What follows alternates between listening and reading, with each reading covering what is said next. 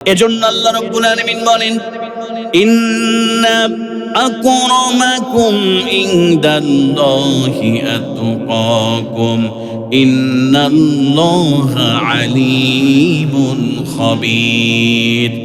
সূরাতুল হুজরাত 49 নম্বর সূরা 13 নম্বর আয়াতে কারিমার মধ্যে আল্লাহ পাক সুবহানাহু ওয়া তাআলা বলেন, ইন্না আকরামাকুম ইনদাল্লাহি আতকাকুম, তোমাদের মধ্যে যাদের মধ্যে আমি আল্লাহর ভয় আছে, আমি আল্লাহ পাক সুবহানাহু ওয়া তাআলার ভয় নিয়ে যারা জীবনকে পরিচালনা করো, আমি আল্লাহ পাক সুবহানাহু ওয়া তাআলা নিশ্চয় দুনিয়া এবং আখিরাতে তোমাদের মর্যাদা, তোমাদের সম্মানকে আমি আল্লাহ বাড়ায় দেব। জোরে বলেন সুবহানাল্লাহ।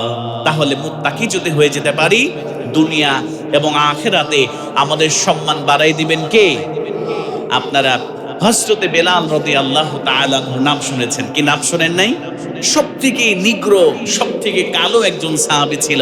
দেখতে ছিল বেটে, নাকটা ছিল বোচা, ঠোঁটটা ছিল মোটা, গায়ে ছিল বসন্তের দাগ, আর দেখতে কুচকুচে একজন ক্রীতদাস একজন সাহাবী ছিলেন রাসূল আকরাম সাল্লাল্লাহু আলাইহি ওয়াসাল্লামের। আল্লাহ পাক সুবহানাহু ওয়া তাআলা আল্লাহর ভয় এই বেলালের মধ্যে থাকার কারণে আল্লাহ পাক এই বেলালের সম্মানকে এত বাড়িয়ে দিয়েছে। আল্লাহ পাক সুবহানাহু ওয়া তাআলা এই বেলালের মর্যাদাকে আল্লাহ আকাশচুম্বী করে দিয়েছেন। সুবহানাল্লাহ বলবেন না? রাসূলুল্লাহ সাল্লাল্লাহু আলাইহি ওয়াসাল্লাম তিনি মেরাজ থেকে যখন আসলেন, আল্লাহ পাক রব্বুল ইজ্জাত ওয়াল জালাল হাবিব বিশ্বনবী সাল্লাল্লাহু আলাইহি ওয়াসাল্লামকে বেলালকে ডাকলেন, বেলাল, তোমার মর্যাদা আল্লাহ কত বৃদ্ধি করে দিয়েছে, তোমার সম্মান আল্লাহ কত বৃদ্ধি করে দিয়েছে তুমি জানো?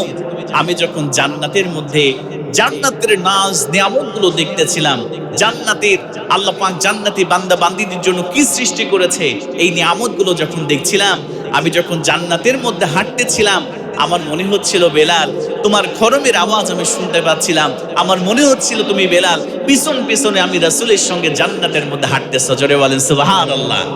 কি হযরতে বেলালের এই সম্মান কি টাকার কারণে হয়েছে? অর্থের কারণে হয়েছে? ক্ষমতার কারণে হয়েছে? এই সম্মান হয়েছে বেলালের পকেট ভর্তি টাকা ছিল না, কিন্তু হযরতে বেলালের কলিজা ভর্তি তাকওয়া আর ঈমান ছিল। কথা বলেন ঠিক কি না?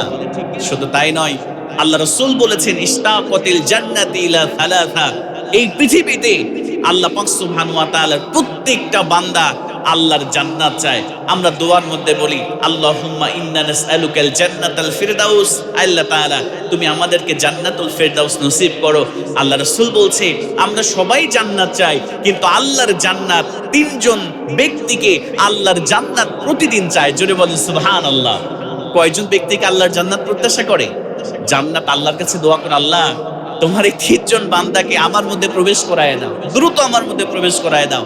আল্লাহর কাছে জান্নাত প্রত্যাশা করে। আমরা জান্নাতের জন্য আল্লাহর কাছে প্রত্যাশা করি, আর জান্নাত আল্লাহর কাছে এই 3 জন বান্দার জন্য প্রত্যাশা করে। জোরে বলেন সুবহানাল্লাহ। সাহাবায়ে কেরাম বললেন, ইয়া রাসূলুল্লাহ, ইয়া হাবিবাল্লাহ, কোন 3 জন ব্যক্তিকে আল্লাহর জান্নাত প্রত্যাশা করে? আল্লাহর নবী বিশ্ব নবী সাল্লাল্লাহু আলাইহি ওয়াসাল্লাম বললেন, আমার সাহাবীরা শুনে নাও, আমার চাচা আমির হামজাকে আল্লাহর জান্নাত প্রত্যাশা করে। 2 নম্বরে হযরতে আম্মারকে আল্লাহর জান্নাত প্রত্যাশা করে।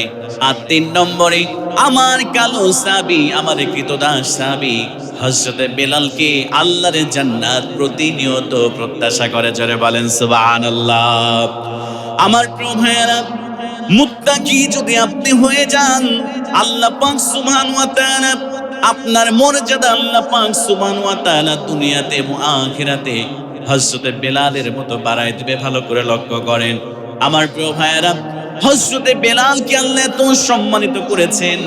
ইসলাম কবুলের পূর্বে যার দাম ছিল মাত্র 4-5 দিরহাম তার দাম ছিল। ও মুসলমান ভাইয়েরা, একজন ক্রীতদাস সাহাবী ছিল, তার তেমন সুন্দর চেহারা ছিল না। আল্লাহ পাক সুবহানাহু ওয়া তাআলার হাবিব বিশ্বনবী সাল্লাল্লাহু আলাইহি ওয়াসাল্লাম এই বেলালের পরনে কাপড় ছিল না। হযরতে বেলালের একটা মাত্র কাপড় ছিল, রাজপ্রাসাদ ছিল না, খেজুর বাগান ছিল না, উটের পাল ছিল না, বকরিও ছিল না। অন্তরের মধ্যে তাকওয়া থাকার কারণে, অন্তরের মধ্যে পূর্ণ ঈমান থাকার কারণে আল্লাহর নবীজি বিশ্ব নবী সাল্লাল্লাহু আলাইহি ওয়াসাল্লাম এই বেলালকে জান্নাতি বেলাল বলে আল্লাহর রাসূল ঘোষণা দিয়েছে। জোরে বলেন সুবহানাল্লাহ। একবার রাসূলুল্লাহ সাল্লাল্লাহু আলাইহি ওয়াসাল্লামের কাছে কেনানা গোত্রের কিছু মানুষ আসলেন। ভালো করে খেয়াল করেন, মর্যাদা আল্লাহ কেমন করে বাড়ায় দেয়, মুত্তাকি হলে আল্লাহ কেমন করে সম্মান বাড়ায় দেয়, জাস্ট এটুকুন বোঝানোর জন্যই বলছি। কেনানা গোত্রের কিছু সংখ্যক লোক রাসূলুল্লাহ সাল্লাল্লাহু আলাইহি ওয়াসাল্লামের কাছে আসলেন। আসার পরে বললেন, ইয়া রাসূলুল্লাহি, ইয়া হাবিবাল্লাহ, আমাদের একটা মেয়ে আছে, আমাদের মেয়েটা অত্যন্ত সুন্দরী। এই মদিনার মধ্যে যদি 10টা সুন্দরী মেয়ে থাকে, আমার মেয়ে ওই 10 জনের মধ্যে একজন।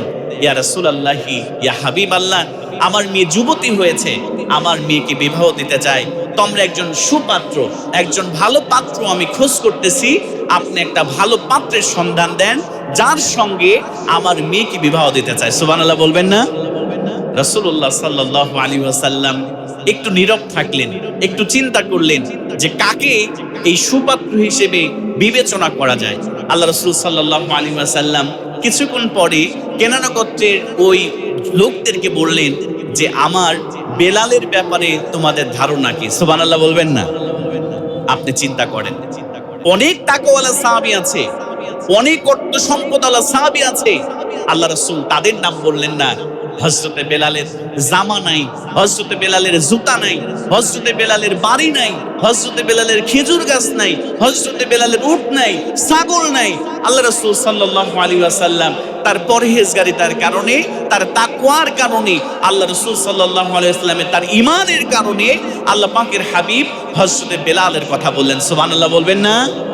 আমরাও এরকম চিন্তা করে দেখেন, বর্তমানে যদি আমার যুবতী মেয়েকে আমরা বিবাহ দিতে চাই, ছেলে নামাজি কিনা এইটা আমাদের প্রথম প্রশ্ন থাকে না। ছেলে পরহেজগার আছে কিনা এইটা প্রথম প্রশ্ন থাকে না। ছেলে যাকাত দেয় কিনা, বা ছেলে ইসলামিক অনুশাসন অনুযায়ী সে জীবনকে পরিচালনা করে কিনা, এইটা তারা জিজ্ঞেস করে না। আমাদের দেশের মেয়ের বাবাদের প্রথম প্রশ্নই থাকে ছেলে করে কি এবং তার মাসিক ইনকাম কত। কথা বলে ঠিক কিনা? মাসিক ইনকাম যদি বেশি হয়, সরকারি চাকরি হয়, যদি বেতন 10,000 টাকা কিন্তু ঘুষ খেয়ে মাস শেষে 1 লক্ষ টাকা কামাই করে, ওই মেয়েকে ওই ছেলের সঙ্গে বিয়ে দিতে আমাদের দেশের অনেক হাজী সাহেবের সমস্যা হয় না। কথা বলেন ঠিক কিনা? অনেক আল্লাহওয়ালা ব্যক্তির সমস্যা হয় না, কিন্তু ছেলে যদি নামাজি হয়, হালাল ইনকাম কিছু করে, আমরা নাক সিটকাই যে না, এই ছেলের সঙ্গে অন্তত মেয়েকে বিবাহ দেওয়া যাবে না। আল্লাহ রাসূল কি দেখলেন? তাকওয়া দেখলেন। কি দেখলেন বলেন? অর্থ সম্পদ দেখলেন না, তাকওয়া দেখে, ঈমান দেখে হযরত বেলালের নামটা তাদের কাছে প্রস্তাব করলেন। জোরে বলেন সুবহানাল্লাহ। এবার কেনানা গোত্রের লোকেরা একটু মনটা ছোট করলেন, মনটা খারাপ করলেন, কিন্তু রাসূলুল্লাহর সিদ্ধান্তের উপরে কোনো কথা বলা যায় না। হযরত বেলালের কথা শোনার পরে তারা কোনো কথা বললেন না, তারা সেখান থেকে প্রস্থান করলেন। কিছুদিন পরে রাসূলুল্লাহর কাছে আবার তারা আসলেন, ইয়া রাসূলুল্লাহি, ইয়া হাবিবাল্লাহ, আমাদের মেয়েকে বিবাহ দিতে চাই, একটা সুপাত্রের ব্যবস্থা আপনি করে দেন। আল্লাহর নবীজি, বিশ্ব নবী সাল্লাল্লাহু আলাইহি ওয়াসাল্লাম সেই দিন হযরত বেলালের কথা বললেন, তারা কিছু বললেন না, সেখান থেকে তারা চলে গেলেন। আমার প্রিয় ভাইয়েরা, তৃতীয় দিন রাসূলুল্লাহর কাছে কেনানা গোত্রের লোকেরা আবার আসলেন, ইয়া রাসূলুল্লাহি, ইয়া হাবিবাল্লাহ, আপনি আমাদের মেয়ের জন্য একটা সুপাত্রের ব্যবস্থা আপনি করে দেন। আল্লাহর নবীজি, বিশ্ব নবী সাল্লাল্লাহু আলাইহি ওয়াসাল্লাম প্রথম দিন বললেন, আমার বেলালের ব্যাপারে তোমাদের ধারণা কি? দ্বিতীয় দিন বললেন, আমার বেলালের ব্যাপারে তোমাদের ধারণা কি? এবার রাসূলুল্লাহ সাল্লাল্লাহু আলাইহি ওয়াসাল্লাম তৃতীয় দিন যখন তারা এসেছে, আমার নবীজি, বিশ্ব নবী সাল্লাল্লাহু আলাইহি ওয়াসাল্লাম এবার আমার বেলাল শুধু বলেন নাই, রাসূলুল্লাহ বললেন, আমার জান্নাতি বেলালের ব্যাপারে তোমাদের ধারণা কি? জোরে বলেন সুবহানাল্লাহ।